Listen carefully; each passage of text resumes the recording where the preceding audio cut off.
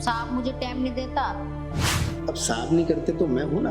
अब मैं मेरे साथ सब कुछ कर सकती हूँ। यार मैं क्या करूं यार, इस आदमी की वजह से तो मेरा बीपी हाई रहने लग गया। ये सुनता ही नहीं है मेरी। महीने में 2-3 बार आता है फिर चला जाता है। क्या करूं, मेरी जवानी का क्या करूं मैं कब तक अपने आप को डांटूं रोकूं। यार मेरा भी तो मन करता है ना। अब उसका करता है नहीं करता मुझे नहीं पता, पर मेरा तो बहुत मन करता है। मैं नीचे वाले गार्ड को देखती हूँ ना और वो मुझे देखता है तो कुछ कुछ होता है यार। फिर मैं रह जाती हूँ कि भाई मैं फ्लैट में रहने वाली हूँ, वो काम करता है।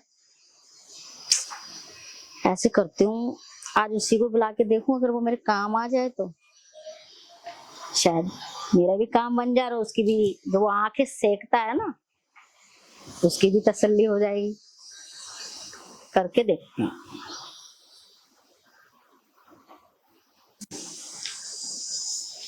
हेलो। हेलो। हाँ बहादुर, क्या कर रहे हो? बहादुर क्या कर रहे हो? बहादुर ने क्या करना है? बहादुर तो वही डंडा लेके खड़ा है, और क्या करना है बहादुर ने? ओहो, मेरा मतलब समझा नहीं। मैं यानी कोई काम कर रहा है कि कोई गेट पे आया है नहीं आया, मैं ये पूछ रही हूँ। पहली बात तो ये कि देखो, आज आपका फोन सुन के मैं बहुत खुश हूँ। दूसरा ये कि आसपास में कोई नहीं, आप निश्चिंत होकर अपनी बात कर सकते हो। बताओ।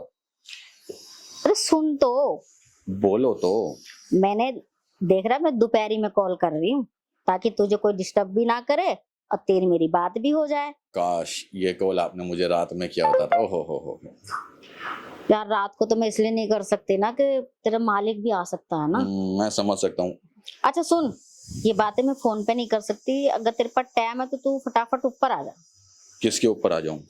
ओ हेलो, हाँ। फ्लैट पे आ जा। अच्छा तो पूरी बात बोला करो ना भाभी जी। आप जो ये आधी अधूरी बात बोलते हो ना, वो थोड़ा सा मतलब मेरे को अजीब लगता है। कोई नहीं, मैं अभी आता हूँ आपके ऊपर। हाँ फटाफट 403 में आ। अभी आया। आप फोन रखो, तुरंत आया मैं। ओके। साला इतनी जल्दी मान जाएगा, मुझे तो पता ही नहीं था।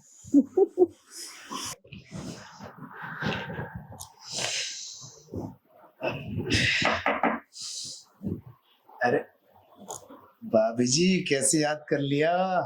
अरे आजा आजा, तेरा ही इंतजार कर रही थी, बहुत लेट कर दिया। क्या भाभी जी ऊपर आ जाऊं आपके? ओ गधे, घूम के यहाँ पे आजा, बैठ अच्छा के बात करेंगे। पास में। अरे भाभी जी, आप बुलाओ और मैं नहीं आऊं। अभी आपने कहा ना ऊपर आ जा, तो मुझे लगा कि आप अपने ऊपर बुला रहे हो। अरे भाभी जी, आपके तो बाल तो इतने मुलायम और खूबसूरत है। अच्छा और तो बालों को तो छोड़, मैं तेरे को बाल सहराने के लिए नहीं बुलाई। हाँ भाभी जी, बताओ ना फिर आपने मुझे कैसे याद किया?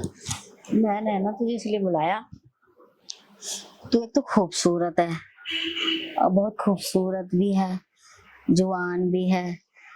अब तो एक बात बता, मैं जब जाती हूँ नीचे उतर के तो तू मुझे बहुत केड़ी केड़ी निगाह से देखता है। अरे भाभी जी, इस पूरी सोसाइटी में आप जैसा सुंदर कोई भी नहीं है। बस आपके ऊपर एक बार नजर पड़ती है ना, तो मुझे उसके कुछ भी नहीं दिखाई देता। बस जी करता है आपको देखता ही रहूं।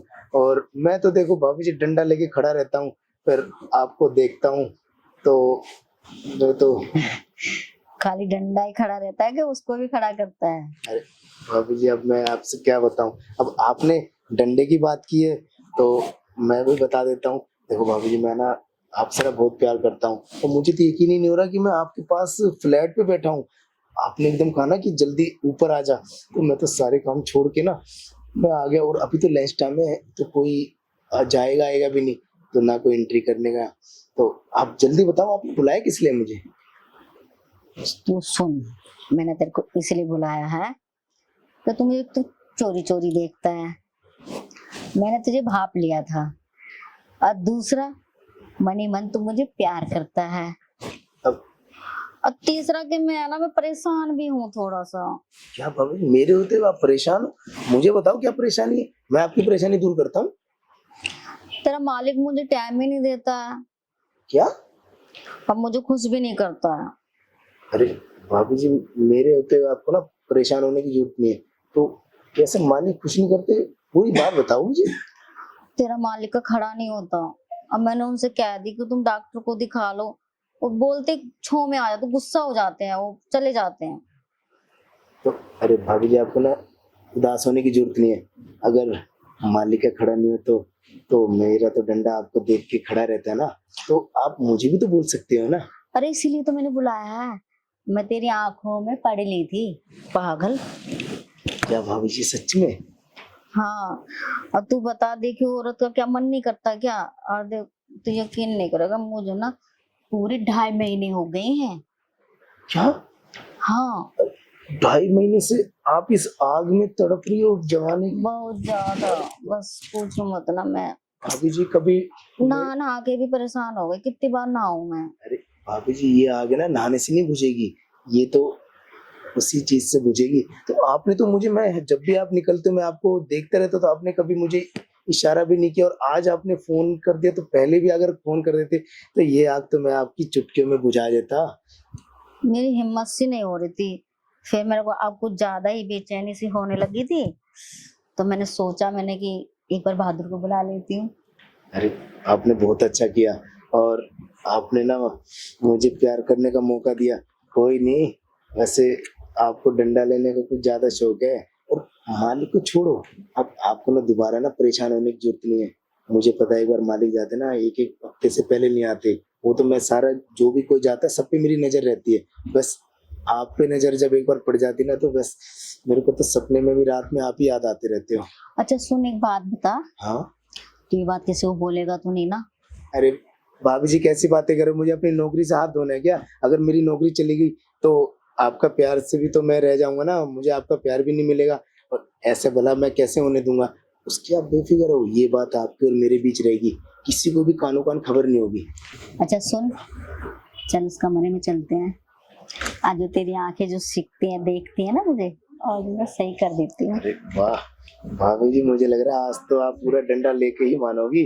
तो चलो फिर, नीचे डंडा खड़ा रहता है, आज आपको यहाँ पे भी आपको डंडा दे देते हैं। अरे तो जल्दी चल। चलो भाभी, जब कंट्रोल नहीं हो रहा दूसरे रूम में चलते हैं, खुल के प्यार करेंगे। चल ना तू।